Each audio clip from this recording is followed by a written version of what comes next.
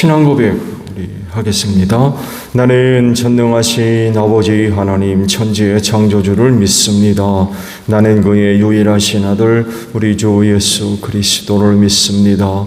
그는 성령으로 잉태되어 동정녀 마리아에게서 나시고 본디오 빌라도에게 고난을 받아 십자가에 못 박혀 죽으시고 장사된 지 사흘 만에 죽은 자 가운데서 다시 살아나셨으며 하늘에 오르시어 전능하신 아버지 하나님 우편에 앉아 계시다가 거기로부터 살아있는 자와 죽은 자를 심판하러 오십니다. 나는 성령을 믿으며 거룩한 공교회와 성도의 교제와 죄를 용서받는 것과 몸의 부활과 영생을 믿습니다. 아멘. 찬송가 80장 부르십니다.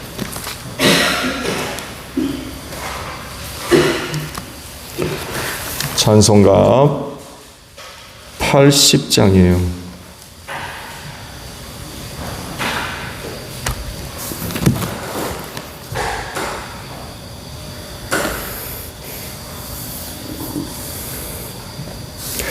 천지에 있는 이름 중 귀하고 높은 이름 주 나시기 전 지으신 구주의 이름 예수 주 앞에 내가 엎드려 그 이름 찬송함은 내 귀에 들린 말씀 중 귀하신 이름 예수 주 십자가에 달릴 때 명패에 쓰인 대로 저 유대인의 왕이요 곧 우리 왕이시라 주 앞에 내가 엎드려 그 이름 찬송함은 내 귀에 들린 말씀 중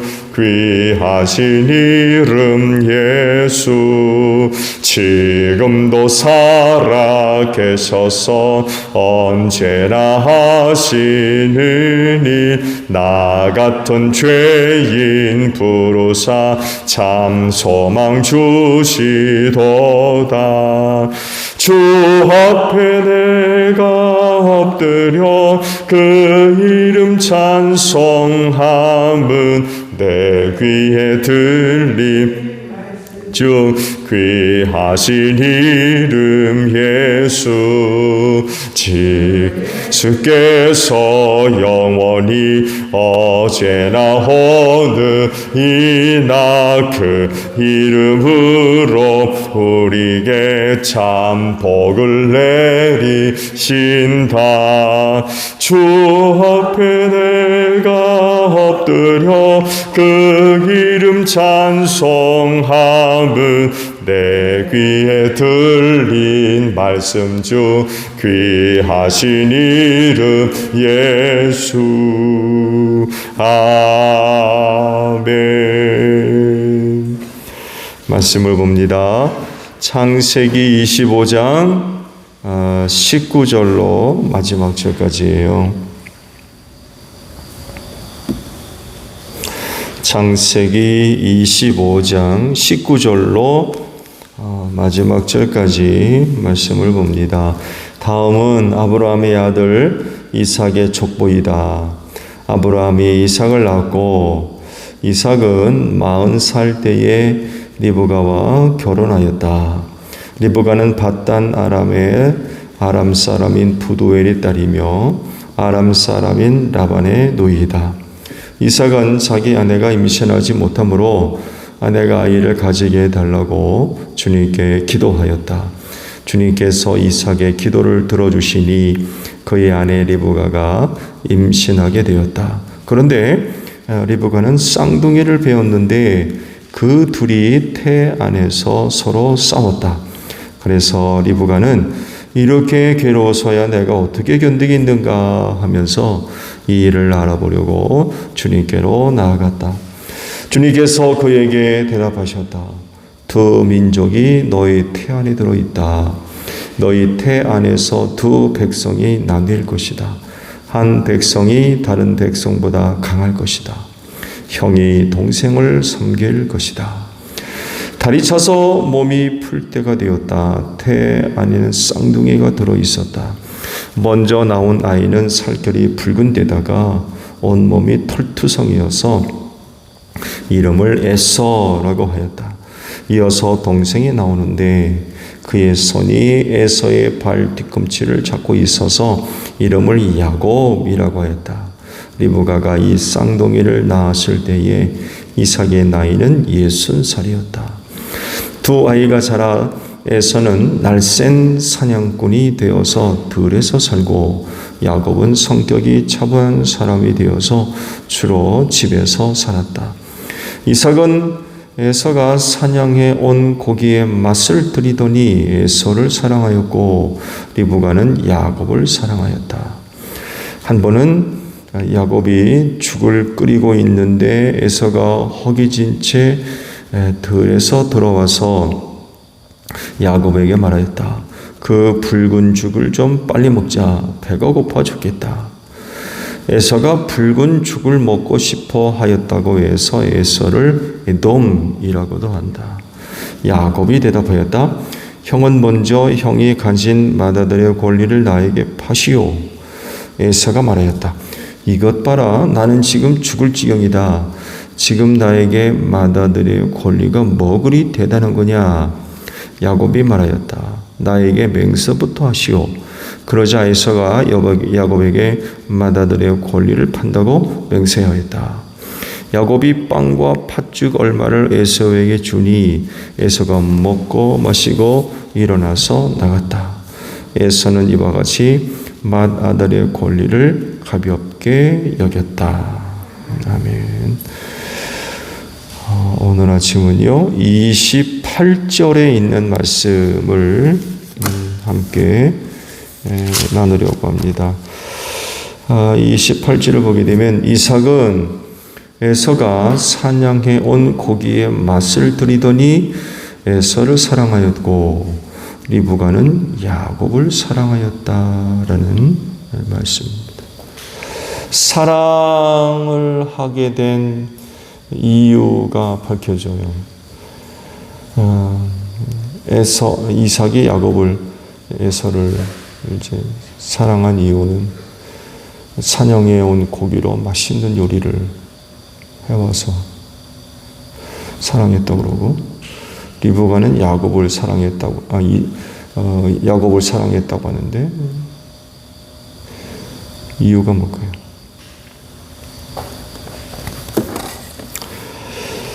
여러분이 갖고 있는 기준은 뭡니까? 뭔가를 이제 계획을 하고 결정을 하며 판단을 하고 행동할 때에는 나름대로의 기준이 있을 거예요. 그거 없이 사는 분은 아마 거의 없을 거예요.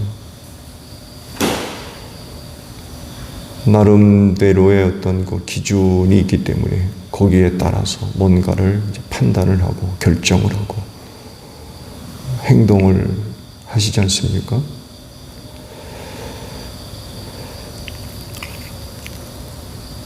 그리스도인의 기준은 하나님에게 있는 줄로 믿습니다. 하나님의 기준에 맞춰서 기준을 거기에다 두고 사는 사람이 그리스도인이라고 하는 거죠. 그렇지 않다고 그러면은 하나님도 말씀에 순종하라고 하지 않으셨을 거예요. 내 마음대로 살아라. 내가 하고 싶은 대로 살고 내가 가지고 있는 기준을 따라서 판단도 하고 결정도 하고 행동을 하는데 뭐 그렇게 개입하려고 하지 않으셨을 겁니다. 그렇지만 하나님은 분명히 말씀을 순종하라고 했어요. 이건 뭘 얘기하느냐? 하나님을 섬기는 사람들의 기준은 하나님께도 둬야 된다는 거예요. 좋은 예로도 하나님의 뜻과 내 뜻과 맞을 때는 뭐 별 문제가 없죠. 근데 이 사이에 충돌이 벌어지게 되면 갈등이 일어나게 돼 있어요. 하나님의 뜻을 따르느냐, 내 방법을 따르느냐.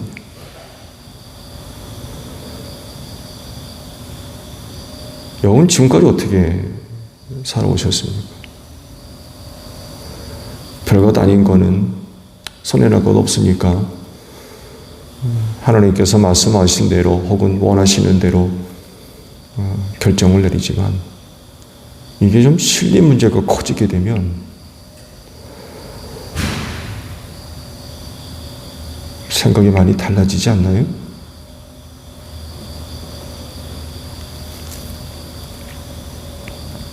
어떤 것이 큰 유익이 된다 하더라도 그것이 하나님이 원하시는 것이 아니라고 하면 내려둬야 되겠죠.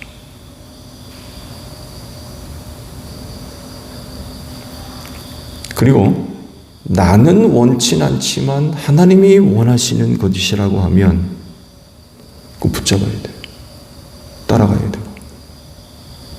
이렇게 사는 사람이 그리스도인입니다. 근데 이게 거꾸로 뒤집어지게 되면 이건 좀 문제가 있는 거죠. 그래서 제가 말씀을 드린 대로 별 그렇게 삶의 중요성이 부여되지 않는 것이라고 그러면 하나님의 뜻을 따른다고 따르지만 여기 신뢰 문제가 조금 걸리게 되면 달라지는 거죠. 그건 내가 우선이 되는 거죠. 내 생각, 내 방법, 내 뜻, 내 계획.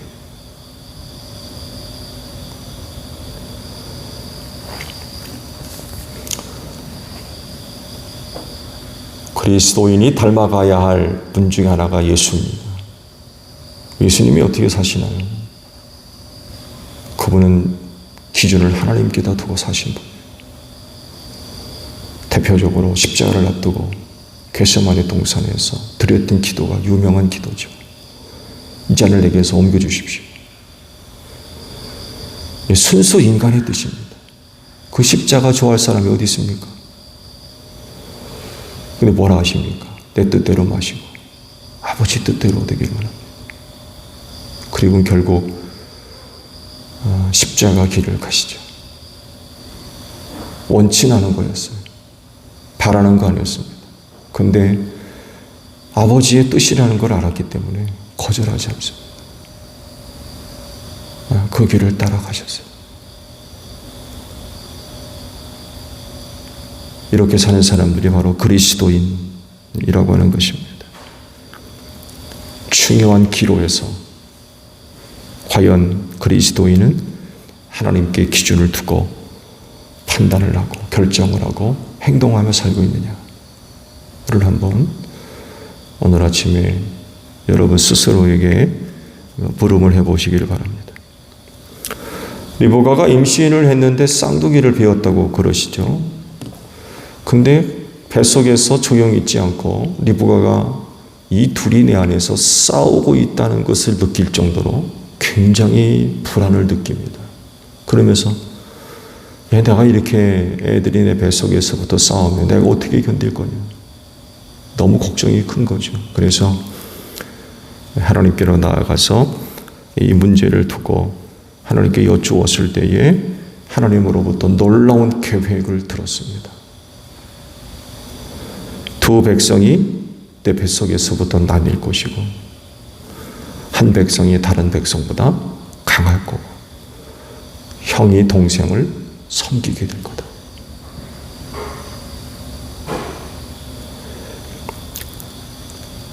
그렇다고 하면 이삭을 비롯해서 리브가는 이와 같은 문제를 두고 앞으로 어떻게 해야 되겠습니까?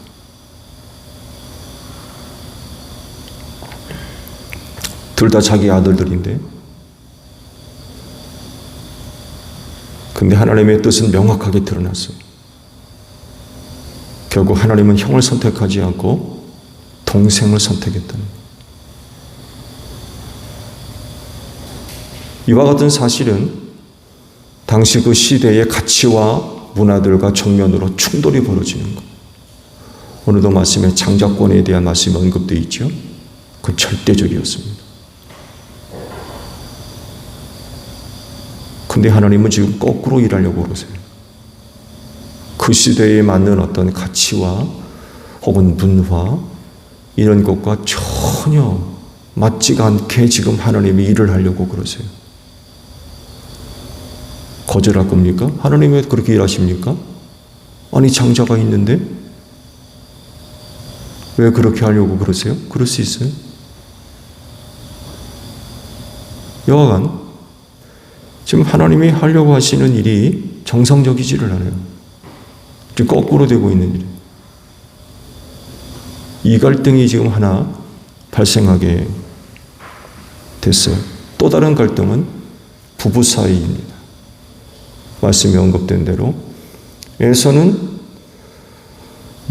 사냥을 가지고 고기를 요리해서 준 에서가 좋은 거예요. 근데 리브가는 야곱을 좋아한대. 부부 사이에도 벌써 갈등이 표출되고 있습니다. 궁금한 것은 이 두 아들을 두고 하나님이 주신 그 메시지를 리브가가 받았는데 이와 같은 하나님의 계획과 뜻을 둘 다 알았을까요? 그리고 이삭과 리브가가 부부로서 하나님이 어떤 계획을 갖고 계신가를 이 둘이 다 알고 있었을까요? 리브가는 당사자였고 이 문제를 가지고 직접 하나님께로 나아가서 응답받은 사람이에요. 계시받은 사람입니다. 분명히 알고 있는 거죠. 그렇다면 남편 이삭은 알고 있었을까요?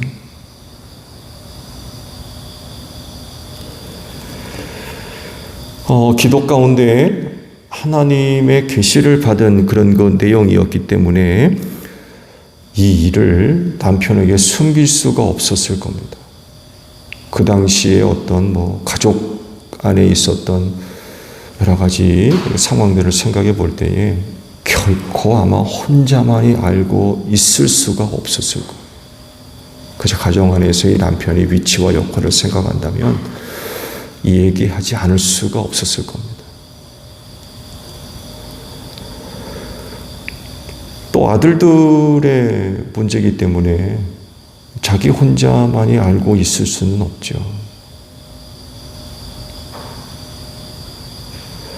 그렇다고 하면 하나님의 뜻을 이 두 부부가 다 알고 있다는 것을 전제로 해서 지금 그들이 보여주고 있는 모습을 들여다볼 필요가 있어요. 즉, 두 부부 중에 남편 이삭은 하나님의 기준을 따르지 않습니다. 하나님이 갖고 계신 그 뜻, 곧 하나님께 기준을 두지 않고 있어요. 자기가 좋아하는 대로 살고 있어요. 근데 그 좋아하는 게 뭐예요? 자기 입맛이에요. 자기 입맛. 사냥해 온 고기를 에서가 얼마나 요리를 잘했는지는 모르겠습니다만 해도 이삭의 입맛을 뺏었어요. 여기에 그만 이삭이 반해버린 거죠. 이것 때문에 에서를 사랑했다라고 말씀하거든요. 자기 입맛에 따라서 그 중요한 어떤 일들을 행하고 있는 거예요.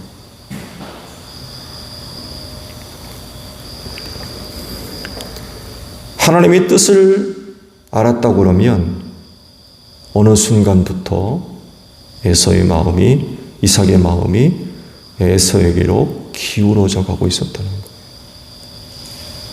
그 원인이 입맛이었습니다. 요리.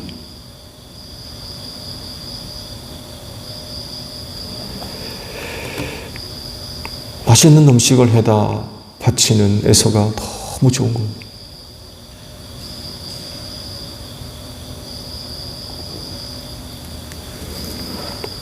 과연 이런 이삭의 태도가 하나님 앞에서 옳다 인정받을 수 있느냐 라고 할 때에 그렇지가 않다는 거죠. 왜냐하면 하나님께 기준을 두고 있지를 않아요. 자기 입맛에 기준을 두고 있어요. 입맛에 좋으면 좋고 나쁘면 싫은 거예요.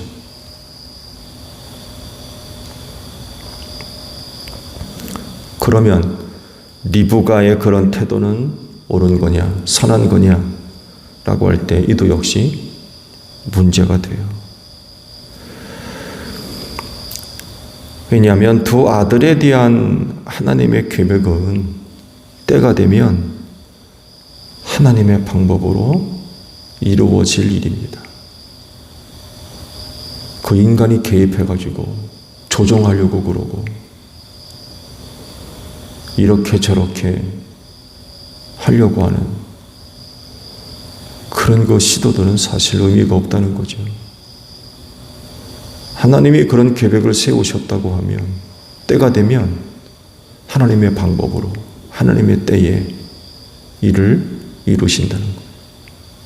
그거 인간이 개입해가지고 조종한다고 해가지고 줄이고 느리고 넓히고 좁히고 올리고 내리고 그럴 수는 없다는 거죠. 또한 그렇게 해도 되지도 않고. 근데 문제는 하나님이 원치 않는 모습이라는 거예요.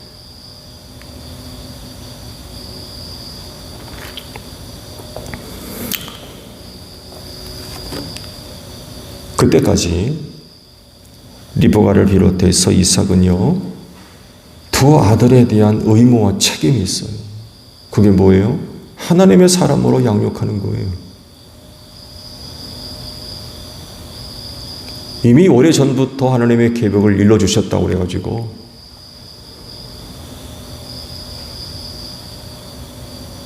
저들이 하고 싶은 대로 자기들의 방법으로 좌우하려 할 것이 아니라 하나님께서 두 아들을 그들에게 선물로 주셨기 때문에 하나님의 사람으로 양육해야 할 의무와 책임과 역할이 있다는 것입니다. 두 부부의 마음이 갈려가지고 서로 다른 아들을 사랑하고 이건 합당한 모습이 될 수가 없다는 거죠. 자녀 양육에 심각한 그런 그 문제가 일어날 수밖에 없어요.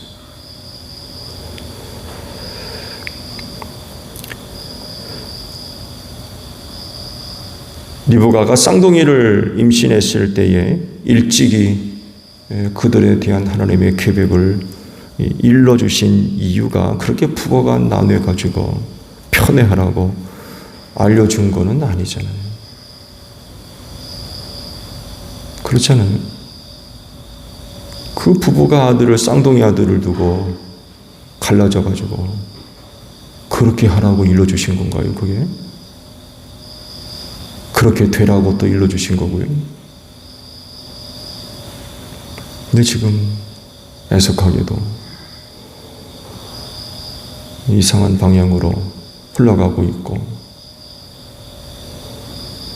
하나님의 은혜가 선한 방향으로 나아가지 않고 그것 때문에 가정에 심각한 위기가 발생하는 이런 그 상황으로 나아가고 있다는 것입니다. 어찌되든 두 아들이 하나님의 사람으로 성장해 가야 되는 건 분명한 사실입니다. 근데 자기 기준을 따라서 편애하면 어떻게 합니까?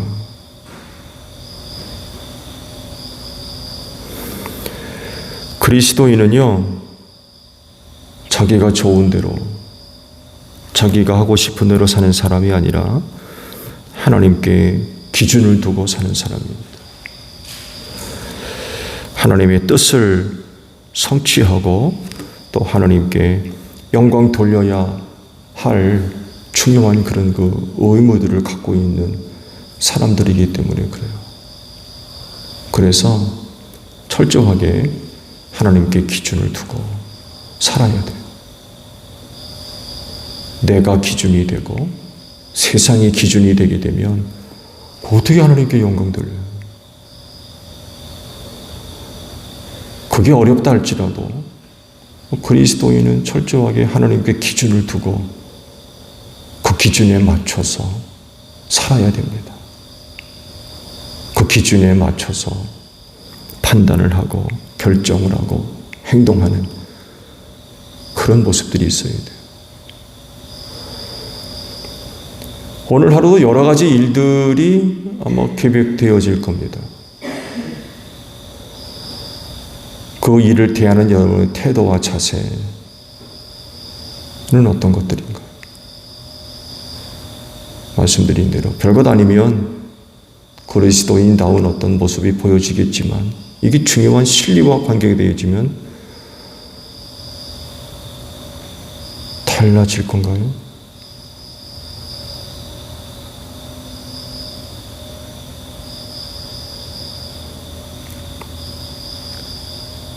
오늘도 그런 일이 있다고 하면 성령께서 여러분에게 믿음을 주셔서 그 믿음을 가지고 하나님께 기준을 두고 하나님의 뜻에 따라 합당하게 생활하는 여러분들이 되시기를 바랍니다. 그런 일을 통해서 하나님 영광 받으시고 또한 하나님의 선하신 뜻이 이루어지는 복된 하루가 되시기를 바랍니다. 주기도문 합니다. 하늘에 계신 우리 아버지, 아버지의 이름을 거룩하게 하시며 아버지의 나라가 오게 하시며 아버지의 뜻이 하늘에서와 같이 땅에서도 이루어지게 하소서.